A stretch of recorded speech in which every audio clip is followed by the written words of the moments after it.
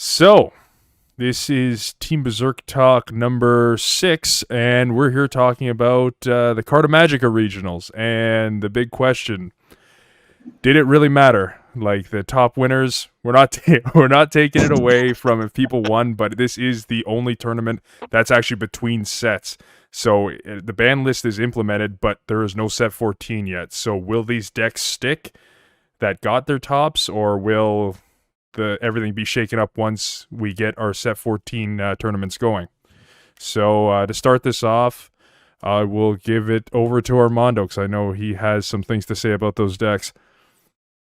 So first off, on the tournament saying doesn't matter, I don't really think it matters. That being said, not taking anything away from the winners, obviously you can view the top 16 list. We'll put a link in the description. There's a lot of popular players playing, a lot of good players playing. I think the talent was there at the tournament, but the reality is the decks are post-ban lists, so they're nerfed, and they're pre a new set coming out, new promos coming out. So is this a format that's going to be defined? No. It's basically in between formats. That's my opinion, is that it might give you an indicator of what some of the new decks will look like, but I don't think it's a good barometer for what the new meta is actually going to look like. And again, the other thing to consider is it's best of one as opposed to best of three, and a lot of these decks are good best of one decks, but not good best of three decks. So we're each going to talk about what we thought about the list as a whole. I would say congratulations to George Moniz, another Canadian guy, with topping with Ramp Gogeta. Didn't expect to see that one. That was wild. I watched his deck profile. It was interesting. So it's nice to see Ramp Gogeta, a deck from when I started the game, set 5, set 6, come back. Particularly of interest to me was the Dark Broly build that Dahan had. I think he got 4th. If I remember. Yeah, 4th. Yeah. So I actually just tested a similar list today at my local at our local tournament that we play in, best of one. And I gotta admit, it's not my style. It doesn't feel like Dark Broly. It's a lot more aggro, a little bit flex. The ripping 0+0s off your life when you can't combo with them really sucks. So I don't think Dark Broly's at the power it used to be. It's still a good deck. If anything, Dark Broly improved because the decks that just flat out beat it got hurt worse. So King Piccolo was free against Dark Broly, Dark Broly was a free matchup for King Piccolo. With Drum gone, not so much anymore. Same thing, Mecha Frieza had a pretty free matchup against Dark Broly, and that's obviously not so much anymore. So I think Dark Broly's more, all the decks around it got hit harder, but I still don't think it's anywhere near as strong as it used to be. So as a whole, I expected to see more Baby in the top cut, and maybe there's less because people are running silver bullets or people are scared of black decks. I don't know, but I found the spread of the top 16 surprising. Any thoughts on my points, or do one of you guys just want to take it and run? I think everyone pretty much agreed with that. I don't know if Nick, you want to take the torch next? Yeah, shout out to the guy who got 16th with Tien. Good on you. God damn it, you Love took what I was that. going to say. Stolen it from you. But yeah, it's still cool to see like a couple green decks in there. So I was a little bit surprised that only one King Gold made top 16. I thought there'd be a couple, to be honest, but maybe the Tien guy just stole that away. So still counts as another green for sure. I thought there would actually be a little bit more King Vegeta in top 16. Like 10 slots wasn't enough for you? Oh, let's count them. 1, 2. No, there's only 4. Like that's a reasonable number. 5 slots. Yeah, that's actually not terrible. Yeah, because there's only 4, right? Yeah, there's 4, and there's 2. I think Jay was going to say it, but I'll say it from you. There's 2 King Piccolos, which is equally shocking. Yeah, that was super shocking. Like I thought those would have been basically King Vegeta slots. So good on those guys. I don't know if they had easy matchups or if they're just brilliant masters of the deck and they just kept top decking their one of barrier blocker. But yeah, pretty crazy to see that the ban list still allowed those guys to top with the deck still. Props to them. If you stack Drum, you'll see it every game. Just saying. I'm sure these guys play legitimately and won legitimately. King Piccolo's still a strong deck. It's just really hurt without drum. I mean, at the end of the day, like, it draws so much that like you can see one-ofs in that deck. It always could. And it's not like it's gonna hide in life. They gotta find all their life. Jay, any thoughts on the top 16 list other than the ones I stole from you? Why not steal the rest? Surprising. No Mecha Frieza. And, since Shenron is back, top 16, 2 finishes, I'm going to say it's back to being the best yellow deck. And yes, I'm taking a shot at Mecha Frieza. I'd agree. Actually, I think that's kind of like the in-between set where we might see the yellow Goku make a splash next set, or we might just see other decks that are running the yellow Goku boss monster make a splash. But I agree with you right now. Like for this format, 100%, I think Shenron is the best yellow deck. Yeah, Mecha's just wait for the next broken card to come out until it gets banned. Yep. I'm not sure if it'll be the card or the leader, but it'll be one of them. One thing I am surprised of is there's 2 Black Gogeta finishes. I thought there'd be more. I believe that I don't know. Maybe I don't know what the total field looked like in terms of the number of Dark Gogeta decks in that tournament and how well they piloted the deck. But I think that's a deck that's overlooked right now, and that's a deck that you'd see a lot more stronger finishes with. But there's a reason for it. It's the same reason why you didn't see as many Mecha, like, just bodying up half of the top 16, as Mecha was still a very fragile deck at the end of the day. It wasn't easy to pilot, necessarily. Yeah, sure, you gain a lot of pluses on the deck, but it wasn't totally free wins all the time. That arm probably just really shitty pilot, but whatever. But it's kind of similar with Gogeta Xeno. It's not like Dark Broly where you can get a lot of free pluses without having to think. You do have to sequence things in such a way. You have to mulligan a little bit harder sometimes. I think that's why Gogeta Xeno won't ever make as much noise as Dark Broly did, is because you do have to put a lot more effort into that deck than Dark Broly, in my opinion. As someone who as recent as today, has played both, I got to agree. I do think Gogeta's got a much higher ceiling, but you're just going to have the floor is much lower. Yeah, exactly. So I think I'm flipped around to preferring Gogeta Xeno. I looked at these Gogeta Xeno builds, and I found it interesting that they were completely different from both my list and the list that topped the top 2, the Asian regionals. So particularly, like, they were maxed out on Gogetas. Like, they were running, in my opinion, way too many. Like 4 of the blockers, 4 of the super rares, 3 porting TP, 2 martial melee TPs. I think, and 4 kind negates. It's just the ratios to me seem odd. Also, I don't know if either of the Gogeta decks that top were running the 30k chain, which I think is superior at this point. Like, I think the 30k chain's so good and so consistent. Yeah, I just double checked. Neither of them were. They weren't running the 30ks. Yeah, it's possible I just don't have access to some of those. I never know. Or they haven't seen a Armando build of that Gogeta Xeno 30k, and they're both waiting for it, saying, "Hey, Armando, show us the way." Yeah, no, I think their builds are pretty. I'm actually looking; they're very similar. So maybe they were working on it, like, just in terms of ratios. They're both running 3 Unrelenting Assault Trunks. One was running 3 kind negates. One was running 4. They're both running the Goku Catastrophics. So it's and I mean, a lot of the ratios are correct too. Like 2 Super Kamehameha, 4 of the Kai, 4 Unisons. I think it's still a good build. Like, the builds are all still really good.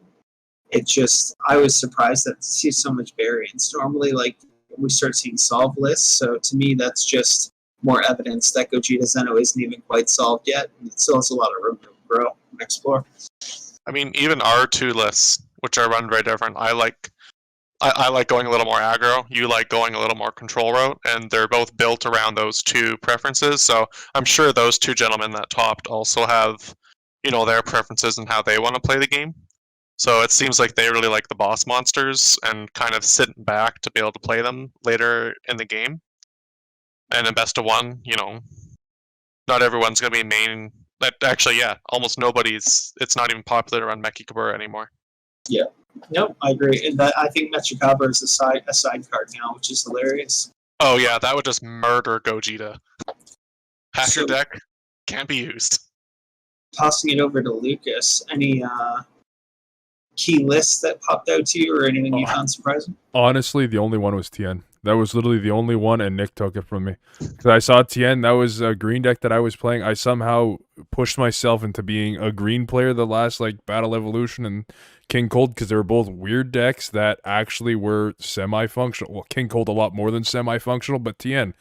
Tien, especially if you're going hand control like I did, which I don't believe was this deck. I'm not even looking at the list right now. He had a little. He was like soft hand control. Okay, soft hand control. Yeah. Or passive. Sorry. Yeah. That I don't know. I always like stuff like that. Getting into the top, the two King Piccolo's again. That was obviously surprising seeing those be in there and not seeing a mecha at all. But I guess in Shenron, so Jay must be happy about that. His maiden package in this Tien deck is really interesting. Like his ratios, that's wild. I'm just looking It at it. fits. Yeah, it does. I mean, it looks good, and it all synergizes with just needing the 1-drops for the Bardock and the 1 green battle card for Goku and Tien. That engine's really good, to be honest. I like his list. Yeah, that Goku and Tien, I think, actually are underrated. For one being bear, the other being deflect, and it turns into a triple strike. So that Goku's just gonna sit on the field for most of the time anyway, and you're playing him for 1. I don't know. I really like the deck, and I like the championship card. Is that what it was that they came out for it? The negate, where you play a token or whatever. I think that's sweet. I don't know. I think that was not an insane amount of push for the deck, but it's enough that it's well, okay, at least I can generate more tokens now if I need to for my leader's crit. I think it's actually a TN as well, the card. So it's exactly. It also synergizes with your leader skill because it's TN or TN tokens. So and then it plays it in rest or whatever. So that part's bad. But that part's bad and good in a sense. Obviously you want to be played in active, but it has that same effect that the Goku and Vegeta, whatever Sensu Bean negate you want to call it, where those cards become a target and they get off your leader because oh fuck, I need to get rid of this now. So that same thing with Scion of the lineage too. It's just okay, I gotta get rid of this card. I can't focus on the leader anymore because now he's gonna have so much of an advantage if he keeps this card. Because if they wipe my board with Secret Identity, which is horror for that deck, is just there you awakened. Sorry, you just gotta untap 1 energy. You don't get anything else. So the only other deck or list that really stood out to me that I wanted to pay special discussion to was the 1-turn kill King Vegeta deck, which we all looked at. You can see, I think it's Legends Michael Carrick of Team PPG did a video kind of explaining the deck in the first turn in the 1-turn kill method. It's interesting. It's creative. I'm happy it exists. It's funny that Majin Vegeta took a big hit because it's a turn 2 kill deck, and then this comes out, which is basically doing the same thing. Same level faster. of pressure. Yeah, same level of pressure. It doesn't have the defense that the Zeno Boo gave you, where you can't swing to leader unless you discard 2. But you don't really need it because you're just draining your opponent's resources, right? So it's an interesting build. I don't know if it's going to have the staying power that you would expect. I think once it gets figured out, it's no different than Red Broly. It's no different than Majin Vegeta, where you're going to figure out what attacks you combo out of, what you hit, what you eat, and how to clap back, right? Oh yeah, I think it was everyone's going to be expecting it to be the typical list, turn 1 and 2. So they're just going to they're just going to take those non-crits at the start, then everything starts being crit, and then that's how they kind of hand advantage them down. So I think it was a really smartly built list. There's a lot of one-ofs and a lot of luck sacking, it feels like, in my mind, where it's like, oh, did I draw into all these pieces at the right time? And I get that the deck filters, like, that's what the deck does, but yeah, it feels like there's a lot of potential for bricking, but... Oh yeah, if this doesn't like hit its curve, which is probably because I noticed for it, I think, so Robert won, and then Michael Carrick got, I think he's X2. Yeah, I think he got And top 32 or something, but it like you bubbled it. When you're X2, you basically bubble out. But that's just the difference, is it could have just been that Robert high rolled some of his starting hands and then inverse Michael low rolled his hands. I don't know. Or, you know, he could have just ran hot. Like, I've played against him. He's a really good player. I can. Oh yeah, saying ran hot isn't a shot on it. It's literally just sometimes you just high roll your hands and you hit it. Yeah, no, he's really good. He definitely deserves the win there. And the deck's super creative. But like I said, I don't think it's anything stronger than Majin Vegeta would have been at the time. At least in best of one format, and I think it's going to suffer the same issues a lot of best of one aggro decks have, where you get the Protector of the People sided in, the Topo sided in, and then your situation kind of changes. Oh yeah, massively. Yeah, excellent best of one list in my opinion. Yeah, I mean that's a sign, and even running the 4 Bulmas to shut down or the full Mize or whatever the silver bullet is. Yeah, that they knew. Yeah, knowing that any like blue deck is maybe an auto loss, they're like, nah, I'm not going to take the L on this one. I'm going to play cards that replace themselves that also silver bullet blue. So that was a good tech choice and smart to go all in on it. Yeah, I agree. Yeah, no, that was an interesting list. So I'm glad that was something. That's something I think we'll at least still see in like the best of one regional format. Again, I don't think it'll be as strong in best of 3, and I think it'll be a little bit flash in the panty once it gets figured out. Mm-hmm. Yeah, in my opinion, it's basically just a watered down version of Broly Swap. That's kind of the ceiling's lower, but at the end of the day, it's a little bit potentially more consistent, but a little bit faster.